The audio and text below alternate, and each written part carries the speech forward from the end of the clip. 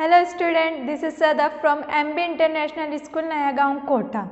Today we are going to start chapter number 9 of science, water and pollutions. Let's start chapter number 9, water and its pollutions. इस chapter में हम देखेंगे कि water हमारे लिए कितना ज़रूरी होता है और वो किस तरह पोल्यूट हो जाता है और वो हमारी लाइफ को फिर किस तरह हार्म करता है. Okay, let's start the chapter. Water is very essential for the maintenance of life. Water बहुत ही एसेंशियल होता है मेंटेनेंस करने के लिए हमारी लाइफ को, और वो बहुत नेसेसरी भी होता है हमारी लाइफ के लिए. We need water for drinking, bathing, cooking, washing, cleaning, cooking, growing plants, generating electricity, putting out fire and many more things.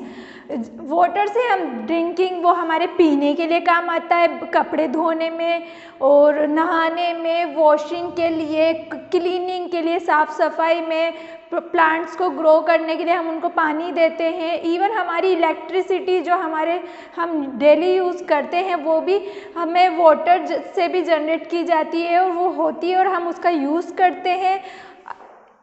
If water is not available to plants, animals and human beings, they will die. अगर water available नहीं होगा इस अर्थ पर या हमारी life में या किसी एरिया में, तो उस एरिया की या हमारी लाइफ में एनिमल्स, प्लांट्स और ह्यूमन्स बींग्स मर जाएंगे without water. Okay, water is the most abundant substance available on the surface of earth. ये बहुत ही ज़रूरी सब्सटेंस होता है जो कि अर्थ पर मिलता है. About 3/4 of the earth's surface is covered with water. और अर्थ का जितना सरफेस है उसका 3/4 पार्ट वाटर से कवर्ड है. In nature it is found in all the 3 state of matters. और ये नेचर में 3 टाइप से या 3 स्टेट में मिलता है.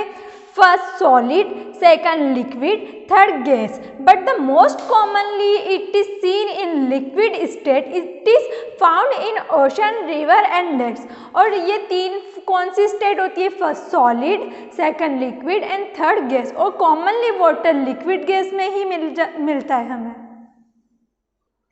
ओके, हमें 3 फॉर्म में मिलता है, यानी 3 स्टेट में हमें वाटर मिलता है. First solid, second liquid, third gas. और कॉमनली वाटर लिक्विड फॉर्म में या लिक्विड स्टेट में मिलता है. और वो हमें कहाँ से मिलता है? ओशन यानी समुद्र, लेक यानी कि झील, और रिवर यानी कि नदी, तालाब, कुआं, ETC etcetera.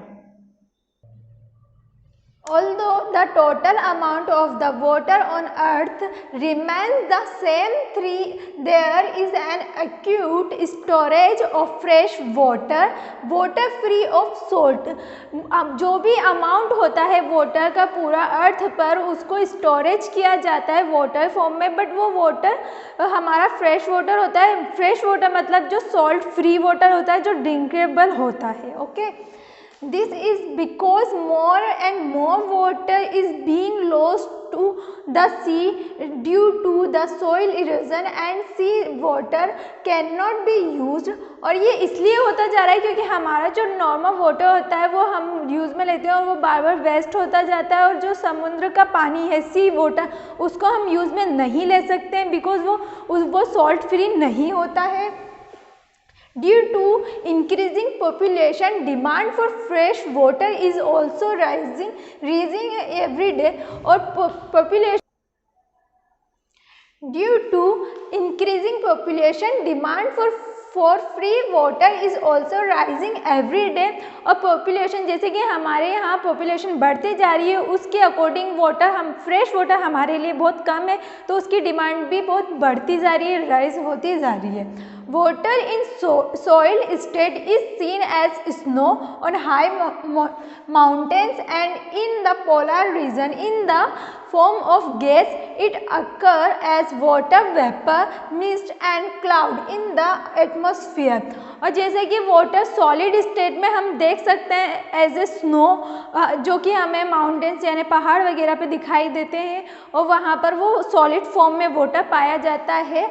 And gas form में अगर हमें हमें वाटर वेपर फॉर्म में भी मिलता है जो कि हमारे एटमॉस्फेयर में मिलता है, और गैस फॉर्म में हमें एक तरह से और मिलता है जो कि हम ब्रीद इन में करते हैं, और वो वाटर ही फिश वगैरह जो लेते हैं उसमें भी होती है गैस, जो फिश वगैरह उसको यूज़ करती हैं।